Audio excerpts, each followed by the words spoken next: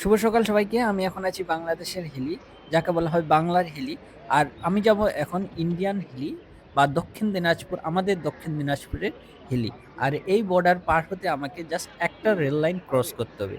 আর এই rail line cross করতে আপনাকে বাংলাদেশের ১ ঘন্টা ইমিগ্রেশন কাস্টম এর কাজ করতে হবে। আবার ইন্ডিয়াতেও ১ ঘন্টা মতো ইমিগ্রেশন কাস্টমের কাজ করতে হবে। জাস্ট একটা রেল লাইন ২ বাংলাকে বিভক্ত করে। রাইট নাও আমি এখন দাঁড়িয়ে আছি বাংলাদেশের হিলিতে বা হিলি বর্ডারে। এটি হচ্ছে দিনাজপুরের হাকিমপুর উপজেলায় অবস্থিত। এটি হচ্ছে বাংলাদেশের হিলি। আর ইন্ডিয়াতে দিনাজপুর জেলার হিলি। এই ২ দিনাজপুরে আগে এক ছিল দেশভাগের আগে, বাট এখন বিভক্ত হয়। এইদিকে বলা হয় বাংলার হিলি আর ইন্ডিয়ার দিকে বলা হয় ইন্ডিয়ান হিলি। এই যে দেখতে পাচ্ছেন, এনারা ইন্ডিয়া থেকে বাংলাদেশের দিকে আসছেন।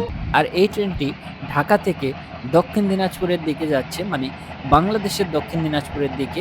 এটি হচ্ছে ভারত এবং বাংলাদেশের সীমান্তের একদম মাঝখান দিয়ে যাচ্ছে। আপনারা দেখতে পাচ্ছেন বাংলাদেশের ট্রেন।